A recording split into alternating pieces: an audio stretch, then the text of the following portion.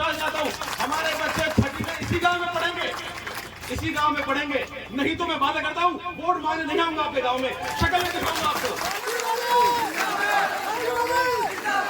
और मैं इतनी मजबूती से इसलिए कह सकता हूँ, जय जय जय जय जय भीम, जय जय जय जय जय भीम। आज इस ऐतिहासिक गांव रविदासपुरा की धरती पर हमारे देश के, विश्व के सबसे बड़े महापुरुष बाबा साहब भीमराव अम्बेडकर जी की प्रतिमा के अनावरण के अवसर पर आज हमारे साथ उपस्थित हमारी पंचायत समिति नगर के प्रधान डॉक्टर आरिफ खान जी, हमारे साथ उपस्थित हमारे नगर के कांग्रेस कमेटी के ब्लॉक अध्यक्ष भाई सुगढ़ सिंह जाटव साहब, पड़ोस के हमारे ब्लॉक अध्यक्ष और सरपंच भाई रामहेर जी जो भी बात भी कह रहे थे, उसके अलावा हमारे यहाँ के स्थानीय सरपंच बाबू जी, और हमारे साथ चलकर आए सरपंच रायपुर भाई भगवान सिंह जाटव साहब, सरपंच चढ़ावली भाई सतीश जी, बड़े पूर्व सरपंच भाई बदले जी, पाटला के पूर्व सरपंच भाई पूरन जी, हमारे खो से आए श्री राम चुलहरा जी, हमारे खो के मंडल अध्यक्ष भाई बच्चू जी, बसराम जी, और यहाँ पर मौजूद अभी गिरधर सरपंच साहब, खेसली के हमारे सरपंच साहब, चुलहरा से पधारे अजीत सरपंच साहब, राधेश्याम जी, और यहाँ मौजूद सभी नाम लेके तो और बहुत वक्त लग जाएगा। हमारी माता बहनें बहुत देर से बैठी, सभी सम्मानित मंच, बहुत बहुत आभार आप ग्रामवासियों का जिन्होंने हम सबका इतना मान सम्मान किया, आदर किया, सत्कार किया और इतना शानदार आयोजन किया, बहुत खूबसूरत आयोजन किया और बाबा साहब की प्रतिमा लगाई। अब हम ये सोचें कि हम बाबा साहब की प्रतिमा लगाते क्यों हैं? वो इसलिए लगाते हैं कि वो महापुरुष जो हमारे समाज में जन्मा, जिसने विषम परिस्थितियों में, जहां शिक्षा का अधिकार नहीं था, पानी पीने का अधिकार नहीं था, साथ बैठने का अधिकार नहीं था, उस तरह की परिस्थितियों में क्या संघर्ष किया, कैसे कैसे जीवन जिया, क्या क्या त्याग किया, और उस जमाने में इतने पढ़े लिखे देश से विदेशों तक इतनी काबिलियत हासिल करी, इतनी बड़ी काबिलियत हासिल करी कि चाहते हुए भी उस दौर के लोग उस काबिलियत को दबा नहीं पाए, छुपा नहीं पाए। वो काबिलियत थी उनकी, हो सकता है उसमें भी लोग छुपते भी होंगे, लेकिन वो काबिलियत इतनी बड़ी हो गई कि उसको छुपा नहीं पाए, दबा नहीं पाए। और हम ये प्रतिमा लगाते हैं उनको आदर्श मानकर, उनके जीवन से प्रेरणा लेने के लिए, उनके संघर्ष से प्रेरणा लेने के लिए, उनके जीवन से सीखने के लिए। और अगर हम नहीं सीख पाएंगे तो कोई फायदा नहीं है बाबा साहब का नाम लेने का, प्रेरणा प्रतिमा लगाने का। हमें सीखना पड़ेगा उनके संघर्ष से, उनके त्याग से, उनके बलिदान से। और वो बलिदान और त्याग वो किसके काम आया? आज पूरे हिंदुस्तान के काम आया। आज हम जो है ये देश संविधान से चलता है, और ऐसा संविधान जिसने सारे वर्गों के, जातियों के, धर्मों की, सबकी, छोटों की, बड़ों की, महिलाओं की, बच्चों की, सबकी सुरक्षा करने के लिए मूर्त दंड दिया। और हम सब आज उसकी पालना कर रहे हैं और ये देश तरक्की कर रहा है। जैसा मुझसे पहले भाई रामेश जी कह रहे थे, शिक्षा ही सबका आने वाले वक्त का बदलाव है। मैं अभी याद दिलाना चाहता हूं, हमारे सामने बैठे हैं हमारे सीकरी के भाई बुधराम जी, इनके बेटे ने अभी कुछ दिन पहले आईआईटी में सिलेक्शन हुआ। आईआईटी के अंदर वो संस्थान जो पूरे देश में टेक्नोलॉजी में सबसे सर्वश्रेष्ठ है, उसमें सिलेक्शन हुआ। साधारण परिवार के आदमी मेहनत करते हैं, अपनी मिस्त्री की दुकान है, तो हमें इस संघर्ष से काम चलेगा? ना फेटा पहनने से काम चलना है, ना कुर्ता पहनने से काम चलना है, ना भाषण देने से काम चलना है। इसी से काम चलेगा। हमारे समाज के बच्चे अधिकारी बने, डॉक्टर बने, इंजीनियर बने, कलेक्टर बने, एसपी बने, तब जाके काम चलेगा। आज हमें गर्व बात कहने पे हमारे सीओ साहब यहाँ मौजूद हैं, राम गोपाल बसवाल साहब, हमारे सीआई साहब यहाँ मौजूद हैं, भाई हनुमान साहब जी। अगर ये लोग शिक्षा नहीं होती तो आज का ये लोग मंच पे बैठ पाते? हमें शिक्षा नहीं मिलती तो क्या हम आज यहाँ बैठ पाते? नहीं। इसीलिए सब चीजों को दरकिनार करके हमें जो है शिक्षा पे ध्यान देना है। अभी हमारी बेटियां एक गाना गा रही थी, और उसमें से एक बेटी का जन्मदिन है, उसको शुभकामनाएं। उस बेटी ने 3 दिन पहले 15 अगस्त पे भाषण दिया, बहुत अच्छा कि साहब हम नशे से दूर हों, हम अपने परिवारों को नशों से बचाएं, कुरीतियों से बचाएं, बड़ों से बचाएं। बेचारी स्कूल की पढ़ने वाली बेटी है, आज उसके अंदर इतना अच्छा भाव है। हम सबकी जिम्मेदारी है, बड़ों की भी, बच्चों की भी। और प्रेरणा देने वाला उम्र से नहीं होता। अच्छे विचार ऊपर वाला जो है बच्चों को भी दे सकता है, बड़ों को भी दे सकता है। हम सबको कहीं ना कहीं अपनी कमियां ढूंढनी पड़ेंगी और उस पर काम करना पड़ेगा। कोई भला करने वाला नहीं है, ना राजनीति से भला होगा, ना कोई और भला करने आएगा। सबसे पहले अपना भला हम खुद करेंगे, हम स्वयं करेंगे, अपने आप को मजबूत करेंगे। उसके अलावा आप लोगों ने हमें चुना है, सरपंचों को चुना है, प्रधानों को चुना है, हम सबका दायित्व है। हमारी जवाबदेही तय करिए, हमसे सवाल पूछिए। अगर जैसे सभी भाई ने कहा कि भाई हमारे यहाँ पानी की बड़ी समस्या है, ये सवाल हमारे लिए बनता है, ये जिम्मेदारी हमारी है, हम इसको स्वीकारेंगे और इसको पूर्ण करने की कोशिश करेंगे। अभी आज ये रोड का उद्घाटन हुआ, मैं ये हिस्सेदारी, अभी राम जी कह रहे थे हमारी हिस्सेदारी होनी चाहिए, तो हिस्सेदारी होगी तो अपने हक से अपना काम कराएंगे। ये रोड का उद्घाटन हुआ, पहले ये रोड डामर बनने वाला था, डामर जबर काला टारकोल वाला जो बनता है। 10-15 दिन रह गए और जब ये प्रोग्राम यहाँ तय हो गया तो हमने विभाग से कहा, पीडब्ल्यूडी के अधिकारियों से कहा इसको जल्दी आप पूर्ण कराएं, क्योंकि हम भी गांव में आएंगे, गांव में आसपास के और लोग भी आएंगे, तो काम शुरू जल्दी होना चाहिए। तो इन्होंने जल्दी के साथ हम प्रोग्राम से पहले कर देंगे।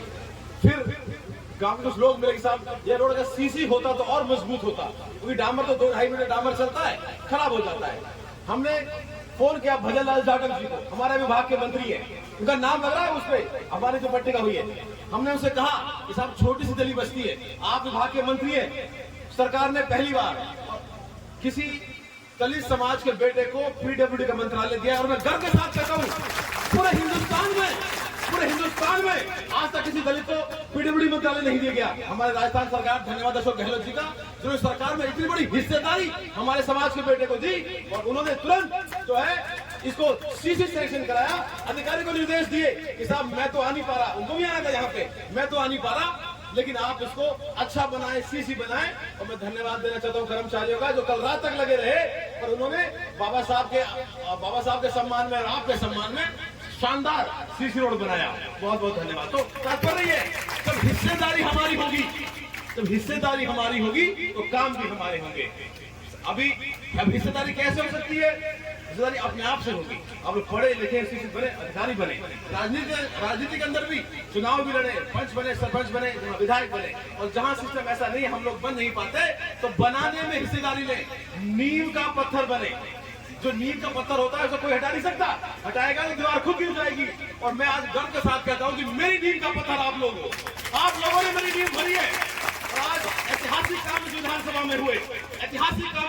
में हुए, जिले का दूसरा बड़ा अस्पताल अगर बन रहा है, आपकी नगर में बन रहा है, यहाँ कोर्ट खुले, यहाँ पे जो है कि रोड चारों तरफ बन रहे हैं, और ये सब संभव हो पाया आप लोगों की वोटों की वजह से। मैं आपको विश्वास दिलाता हूँ, जिस उम्मीद से आपने मुझे चुना है, जीवन भर आपका ऋणी रहूंगा और ये ऋण आपका चुकाता रहूंगा और सच्चाई से, ईमानदारी से आपकी सेवा करता रहूंगा।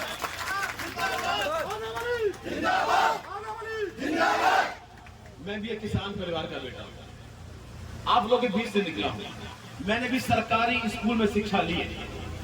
जब उस वक्त 6ठी क्लास में ABCD सिखाई जाती थी, तो मैं पीड़ा समझ सकता हूँ कि आज के एक आम जन की क्या पीड़ा है, क्या परेशानी है।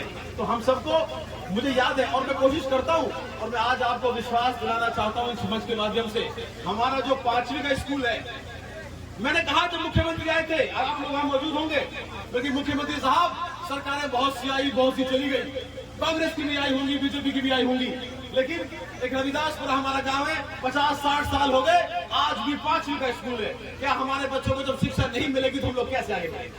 मुझे विश्वास दिलाना है, मुझे उम्मीद है इसी महीने में ऑर्डर होना चाहिए। और मैं आपको विश्वास दिलाता हूँ हमारे बच्चे 6ठी में इसी गाँव में पढ़ेंगे, नहीं तो मैं वादा करता हूँ वोट मांगने नहीं आऊंगा आपके गाँव में, शक्ल में दिखाऊंगा आपको। और मैं इतनी मजबूती से इसलिए कह सकता हूँ क्योंकि मुझे ताकत दी आप लोगों ने, मैं ये मजबूती से, मुझे ये ताकत आप लोगों ने दी है, और इसी ताकत की वजह से मैं वहां जाकर मांगता हूँ। और मुझे विश्वास है जल्दी ऑर्डर आने वाला है। हमारा स्कूल जो है रविदासपुरा का, जो 5वीं का है, वो 8वीं का हो जाएगा, ताकि हमारे छोटे बच्चे जो है यहाँ शिक्षा हासिल कर सके। इसके अलावा एक पानी की बहुत बड़ी समस्या आई, अक्सर पहले पानी आता था, बीच में चारों तरफ जो गांव हैं उन सब में चोरी होती है और हमारी पाइप जो पानी आती है उसमें बार बार खराब करते हैं। जब आप हमसे फोन करते हैं हम उनको धमकाते हैं, जब तो वो ठीक हो जाती है फिर चालू होता है। तो ये बड़ा दुर्भाग्यपूर्ण सिस्टम है, इसकी हम पूरी कोशिश करेंगे। इसके अलावा जो है आज हम आपसे वादा करते हैं कि भाई आगे जब तक पानी की सुचारू सुविधा नहीं होती, यहाँ टैंकर से पानी की सप्लाई करवाई जाएगी, टैंकर पानी गाँव में आ जाएगा। इसके अलावा वो कह रहे हैं कि जो घर में टाँके बनने चाहिए, जो है ना जो टाँके बनते हैं, देखिए साहब करीब 100 घर की बस्ती होगी और 100 टाँके तो नहीं बन सकते, पर आप लोग सलाह करके 10 टाँके, एक 10 पहले फिर 10 पहले फिर 10 पहले। अब होता क्या है, मेरे घर के सामने बन गया तो पूरे पड़ोसी परेशान और मैंने फिर कब्जा कर लिया।